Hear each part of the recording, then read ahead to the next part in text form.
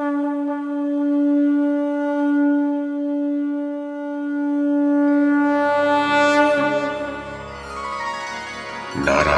नमस्कृत्य नरं चैव नरोत्तमं देवीं सरस्वतीं व्यासं ततो जयमुदीरयेत्। ओम नमो भगवते वासुदेवाय, ओम नमः पितामहाय, ओम नमः प्रजापतिभ्यः, ओम नमः कृष्णद्वैपायनाय, ओम नमः सर्वविघ्नविनायकेभ्यः।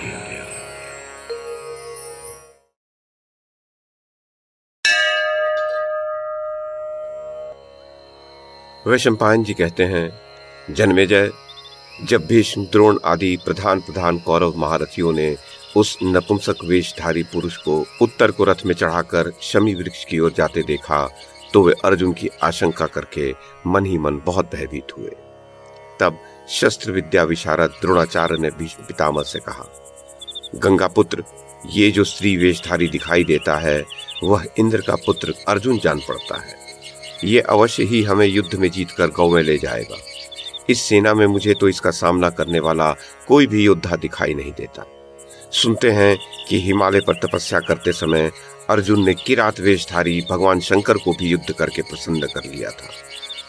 राजन, इस पर कर्ण बोला, आचार्य, आप सदा ही अर्जुन के गुण गाकर हमारी निंदा किया करते हैं, किंतु वह मेरे और दुर्योधन के तो 16वें अंश के बराबर भी नहीं है। दुर्योधन ने कहा, और कर्ण, यदि ये अर्जुन है तब तो मेरा काम ही बन गया, क्योंकि पहचान लिए जाने के कारण अब पांडवों को पुनः 12 वर्ष तक वन में विचरना पड़ेगा, और यदि कोई दूसरा पुरुष नपुंसक के रूप में आया है तो उसे मैं अपने पैने बाणों से धराशायी कर ही दूंगा। राजन, इधर अर्जुन रथ को शमी वृक्ष के पास ले गए और उत्तर से बोले, राजकुमार, मेरी आज्ञा मानकर तुम शीघ्र ही इस वृक्ष पर से धनुष उतारो। तुम्हारा ये धनुष मेरे बाहुबल को सहन नहीं कर सकेगा। इस वृक्ष पर पांडवों के शस्त्र रखे हुए हैं।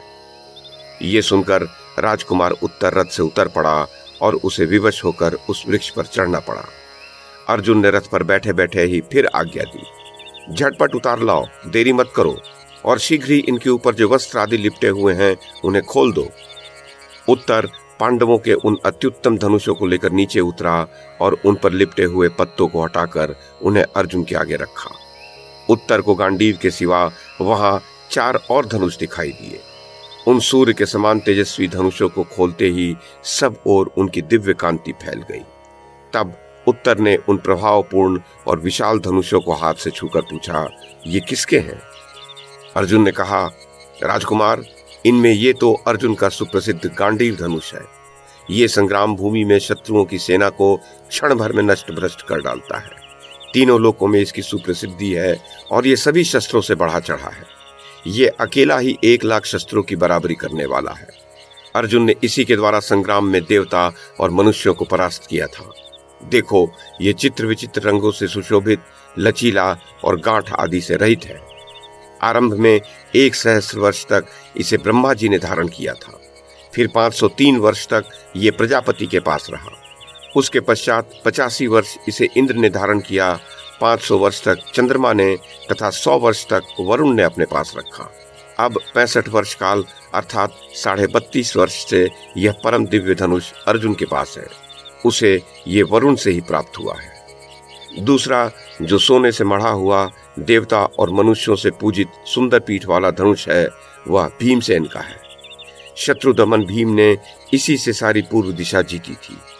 तीसरा, ये इंद्रगोप के चिन्हों वाला मनोहर धनुष महाराज युधिष्ठिर का है।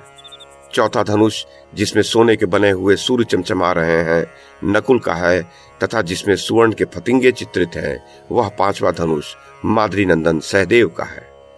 उत्तर ने कहा, बृहन्नले, जिन शीघ्र पराक्रमी महात्माओं के सुंदर और सुनहले आयुध इस प्रकार चमचमा रहे हैं, वे प्रथापुत्र अर्जुन, युधिष्ठिर, नकुल, सहदेव और भीमसेन कहाँ हैं? वे तो सभी बड़े महानुभाव और शत्रुओं का संहार करने वाले थे। जब से उन्होंने द्यूत में अपना राज्य हारा है, तब से उनके विषय में कुछ सुनने में नहीं आया। तथा स्त्रियों में रत्न स्वरूपा पांचाल कुमारी द्रौपदी भी कहाँ है? अर्जुन ने कहा, मैं ही प्रथापुत्र अर्जुन हूँ। मुख्य सभासद कंक युधिष्ठिर हैं। तुम्हारे पिता के रसोई पकाने वाले बल्लव भीमसेन हैं। अश्व शिक्षक ग्रंथिक नकुल हैं। गोपाल तंतिपाल सहदेव हैं। और जिसके लिए कीचक मारा गया वह सैरंध्री द्रौपदी है। उत्तर बोला, मैंने अर्जुन के 10 नाम सुने हैं। यदि तुम मुझे उन नामों के कारण सुना दो तो मुझे तुम्हारी बात पर विश्वास हो सकता है। अर्जुन ने कहा, मैं सारे देशों को जीतकर उनसे धन लाकर धन ही के बीच में स्थित था, इस कारण से धनंजय हुआ। मैं जब संग्राम में जाता हूं तो वहां से युद्धोन्मत्त शत्रुओं को जीते बिना कभी नहीं लौटता, इस कारण से विजय हूं। संग्राम भूमि में युद्ध करते समय मेरे रथ में सुनहले साज वाले श्वेत अश्व जोते जाते हैं, इस कारण से मैं श्वेत वाहन हूं। मैंने उत्तर फाल्गुनी नक्षत्र में दिन के समय हिमालय पर जन्म लिया था, इस कारण से लोग मुझे फाल्गुन कहते हैं। पहले बड़े बड़े दानवों के साथ युद्ध करते समय इंद्र ने मेरे सिर पर सूर्य के समान तेजस्वी किरीट पहनाया था, इस कारण से मैं किरीट हूं। मैं युद्ध करते समय कोई विभत्स कर्म नहीं करता, इसी से मैं देवता और मनुष्यों में विभत्सु नाम से प्रसिद्ध हूं। गांडीव को खींचने में मेरे दोनों हाथ कुशल है, इस कारण से देवता और मनुष्य मुझे सव्यसाची नाम से पुकारते हैं।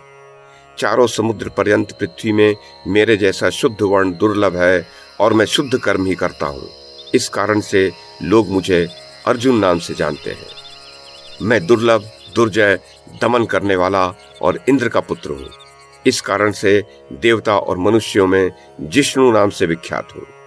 मेरा 10वां नाम कृष्ण पिताजी का रखा हुआ है, क्योंकि मैं उज्जवल कृष्ण वर्ण तथा लाडला बालक होने के कारण चित्त को आकर्षित करने वाला था। जन्मेजय, ये सुनकर विराट पुत्र ने अर्जुन को प्रणाम किया और कहा, मैं भूमिंजय नाम का राजकुमार हूँ और मेरा नाम उत्तर भी है। आज मेरा बड़ा सौभाग्य है जो मैं पितापुत्र अर्जुन का दर्शन कर रहा हूँ। मैंने आपको न पहचानने के कारण जो अनुचित शब्द कहे हैं उसके लिए आप मुझे क्षमा करें। आप इस सुंदर रथ में सवार होइए, मैं आपका सारथी बनूंगा और जिस सेना में आप चलने को कहेंगे उसी में मैं आपको ले चलूंगा। अर्जुन ने कहा, पुरुष श्रेष्ठ, मैं तुम पर प्रसन्न हूँ, तुम्हारे लिए कोई खटके की बात नहीं है। मैं संग्राम में तुम्हारे सब शत्रुओं के पैर उखाड़ दूंगा। तुम शांत रहो और इस संग्राम में शत्रुओं के साथ लड़ते हुए मैं जो भीषण कर्म करूं वो देखते रहो। जिस समय मैं गांडीव धनुष लेकर रणभूमि में रथ पर सवार होऊंगा उस समय शत्रुओं की सेना मुझे जीत नहीं सकेगी। अब तुम्हारा भय दूर हो जाना चाहिए। उत्तर ने कहा, अब मैं इनसे भयभीत नहीं, क्योंकि मैं अच्छी तरह जान गया कि आप संग्राम भूमि में भगवान श्री कृष्ण और साक्षात इंद्र के सामने भी डट सकते हैं। अब तो मुझे आपकी सहायता मिल गई है, अतः मैं युद्ध क्षेत्र में देवताओं का भी सामना कर सकता हूँ। मेरा सारा भय भाग चुका है, बताइए मैं क्या करूँ। पुरुष श्रेष्ठ, मैंने अपने पिताजी से सारथी का काम सीखा था, अतः मैं आपके रथ के अश्वों को अच्छी तरह संभाल लूंगा। जन्मेजय, इसके पश्चात अर्जुन ने शुद्धता पूर्वक रथ पर पूर्वाभिमुख बैठकर एकाग्र चित्त से समस्त अस्त्रों को स्मरण किया। उन्होंने प्रकट होकर हाथ जोड़कर कहा, पांडु कुमार, आपके दास हम सब उपस्थित हैं। अर्जुन ने कहा, तुम सब मेरे मन में निवास करो। इस प्रकार अस्त्रों को ग्रहण करके अर्जुन का चेहरा प्रसन्नता से खिल गया और उन्होंने गांडीव धनुष पर डोरी चढ़ाकर उसकी टंकार की। तब उत्तर ने कहा, पांडव श्रेष्ठ, आप तो अकेले ही हैं, इन शस्त्रास्त्र के पारगामी अनेक महारथियों को संग्राम में कैसे जीत सकेंगे? ये सोचकर तो आपके सामने भी मैं बहुत भयभीत हो रहा हूँ। ये सुनकर अर्जुन खिलखिलाकर हंस पड़े और कहने लगे, वीर, भयभीत मत हो। बताओ, कौरवों की घोष यात्रा के समय जब मैंने महाबली गंधर्वों से युद्ध किया था उस समय मेरा सहायक कौन था? देवराज के लिए निवात कवच और पोलोम दैत्यों के साथ युद्ध करते समय मेरा साथी कौन था? द्रौपदी के स्वयंवर में जब मुझे अनेक राजाओं का सामना करना पड़ा था उस समय किसने मेरी सहायता की थी? मैं गुरुवर द्रोणाचार्य, इंद्र, कुबेर, यमराज, वरुण, अग्निदेव, कृपाचार्य, लक्ष्मीपति श्री कृष्ण और भगवान शंकर, इन सब का आश्रय पा चुका हूँ। फिर भला इनसे युद्ध क्यों नहीं कर सकूंगा?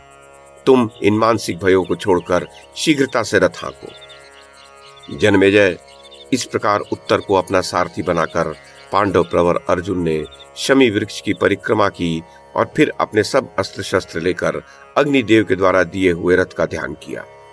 ध्यान करते ही आकाश से एक ध्वजा पताका से सुशोभित दिव्य रथ उतरा। अर्जुन ने उसकी प्रदक्षिणा की और उस वानर की ध्वजा वाले रथ में बैठकर धनुष बाण धारण किए उत्तर की ओर प्रस्थान किया। फिर उन्होंने अपना महान शंख बजाया, जिसका भीषण घोष सुनकर शत्रुओं के रोंगटे खड़े हो गए। राजकुमार उत्तर को भी बड़ा भय हुआ और वह रथ के भीतरी भाग में घुसकर बैठ गया। तब अर्जुन ने रासे खींचकर अश्वों को खड़ा किया और उत्तर को हृदय से लगाकर आश्वासन देते हुए कहा, राजपुत्र, भयभीत मत हो, तुम क्षत्रिय हो, फिर शत्रुओं के बीच में आकर घबराते क्यों हो? उत्तर ने कहा, मैंने शंख और भेरियों के शब्द तो बहुत सुने हैं तथा सेना के व्यूहों में खड़े हुए हाथियों की चिघाड़ सुनने का भी मुझे कई बार अवसर मिला है, किंतु ऐसे शंख का शब्द तो मैंने पहले कभी नहीं सुना। इसी से इस शंख के शब्द, धनुष की टंकार, ध्वजा में रहने वाले अमानुषी भूतों की हुंकार और रथ की घरघराहट से मेरा मन बहुत ही घबरा रहा है। इस प्रकार बातें करते करते एक मुहूर्त तक आगे चलते रहने पर अर्जुन ने उत्तर से कहा, अब तुम रथ पर अच्छी तरह से बैठकर अपनी टांगों से बैठने के स्थान को जकड़ लो और रासों को सावधानी से संभालो, मैं फिर शंख बजाता हूं। तब अर्जुन ने ऐसे उच्च स्वर में शंख ध्वनि की मानो वे पर्वत, गुफा, दिशा और चट्टानों को विदीर्ण कर देंगे। जन्मेजय उससे भयभीत होकर उत्तर पुनः रथ के भीतर घुसकर बैठ गया। उस शंख ध्वनि, गांडीव की टंकार और रथ की घरघराहट से धरती दहल उठी। अर्जुन ने उत्तर को पुनः धैर्य बंधाया।